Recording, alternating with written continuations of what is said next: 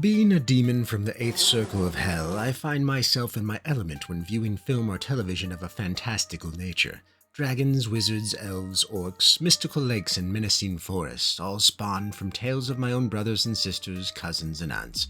Family, if you will. For we were the first to walk into the horrified minds of humans, living rent-free in the flower beds of their fear, wading peacefully in the creeks of their anxiety. It was a cold place, a welcome place, one in which many of my kind basked in revelry. So I find entertainment mediums that partake in fantasy elements to be a callback, one of which reminds me of home and those I've left behind in the pits of hell. So to see a new film arise on that controversial Flicks of Net that stars one of the very young human females that brought one of its most popular shows to the spotlight instilled a certain elation within me. This particular film is called Damsel. Now, if you were to go by many opinions on the tubes of you might think Damsel is a woke, feminist, man-hating propaganda piece, like much of what the Flicks of Net has become known for over the latter years, let's be honest, and I would be remiss not to say that many opinions on that matter may be warranted. However, after watching this film at the behest of one of my more action-minded concubines, I was expecting a lot worse. Yes, the female empowerment aspect was a bit on the nose, not going to lie. There are many stories of chivalry, where the heroic knight saves the damsel in distress. This is not one of them.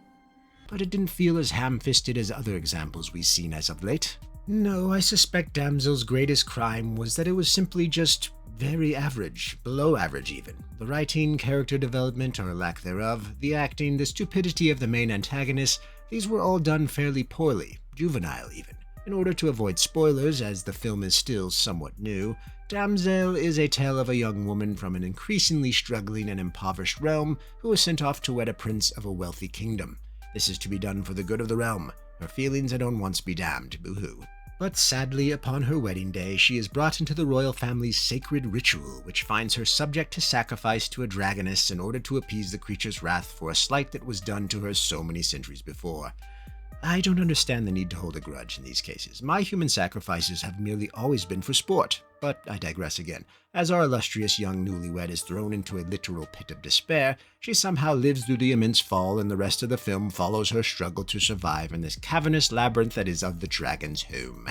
As she makes her way through this dangerous worm lair, she stumbles upon MacGuffin slugs, remains of prior unfortunate newlyweds that somehow help guide her with hints and drawings they left in their demise, and, of course, the taunting, irritable dragoness voiced by the wondrous Shori Agdashlu. Long may she reign. Where are you hiding? You know, what is it with you humans and your unnecessarily complex monikers? Benedict Cumberbatchman, Shoregula Ashglagdulu, Jehovah, Yahweh? The name is Sid, ladies and gentlemen, Sid McGinty. Yes, the Irish were made in your God's image, don't shoot the messenger. But again, I digress. This brings me to my next point. The casting in this film is immaculate. I would be honored to have many of them hanging from my wall of human trophies. We have Robin Wright as Queen Regent of Arya, Ray Winston as Lord Bayford and his wife Lady Bayford, played by Angela Bassett, and then Millie Bobby Brown as the protagonist, Elodie. Millie Bobby is talented, but in a particular way. She's still young and I think is still finding her path forward in regards to her performances. In Damsel, she can pull off the scenes where she's in pain and dismay, but when it comes to the more light-hearted moments, I feel she struggles. But actors can only work with the script and the direction they're given, and that's where Damsel's weakness lies. There just isn't enough substance in the writing. The characters are all highly underdeveloped. Angela Bassett being the prime example in my amazingly humble opinion, I didn't feel she was given the range to roam free as the great actor she is. Actor, actress, whatever they call themselves these days. And the same goes for Ray Winston, a truly iconic actor whose grizzled voice and robust cheeks have brought on some very entertaining characters throughout the years, usually playing a villain, much like myself. But here he is barely constructed. His character is merely a device to thrust Elodie into her trials. Granted, there is an event that involves him coming to rescue his beloved daughter, but it was, let's say, wasted in its execution. Again, no spoilers. And in regard to all the ancillary characters that revolve around the royal family and court, there's just nothing there, really. Each is as empty as my chalice of blood on a night of one of my infamous full moon orgies. But I know what you're thinking. What of all this wokeness and identity politics you've heard so much about in this film? My answer is meh. Yes, there is an underlying agenda of female empowerment and the girl boss trope, and of course, there is all the messaging about how Elodie doesn't need no man and has to break free of her patriarchal bonds before choosing to live her own way, culminating in her even saving herself. Yes, a bit eye-rolly at times, but again, it didn't come off as heavy-handed as many might have you think, especially in comparison to other examples we have from the same streaming service.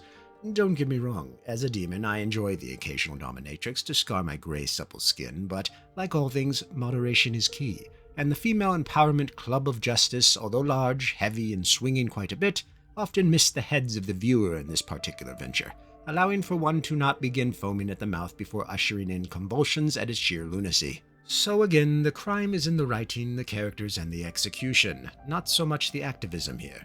One of the more irritating aspects of this was that of the dragon. Here you have a being supposedly spawned from the same minds that conjured up hell over the ages, who has lived for hundreds if not thousands of years. She is a force to be reckoned with, a danger to all, and a succulently vindictive little thing. Given her age, one would think she'd be wiser in her decisions. However, she makes many a baffling choice throughout her screen time, often finding one several thousand-year-old demon confused and irritated at her poor sense of judgment. Why doesn't she blow her fire snot at Elodie when they're standing face to face? Why does she allow this pathetically small human to get within range of her eye while holding a certain sharp instrument? How can she not tell the difference between royal and lowly-born blood when the mixture is surface level at best? This is the being that we should so fear? I've fought more frightful hell cows than this, and they only shit fire. All in all, despite the intoxicating voice of Agdashlu, the dragoness left a lot to be desired, and she was perhaps the most interesting part of the film, sadly. So what does that tell you, dear human viewer of mine? At the end of the day, Damsel is simply below average. There isn't much here to bring one running to the couch. Or, in my case, a bed made of scantily clad harem slaves. The plot is serviceable but constricted. Some decisions characters make just lack common sense. The characters themselves are generally bland, leaving no one for the audience to truly root for. The only thing that really stood out to me was the set and costume design. I found the aesthetics fairly pleasing to my cold, dark heart. Yes, I do enjoy fashion and cinema, so sue me. Damsel, ladies and gentlemen. Not as bad as one might think, not as good as others may wish. Watch at your own whim. I will allow it.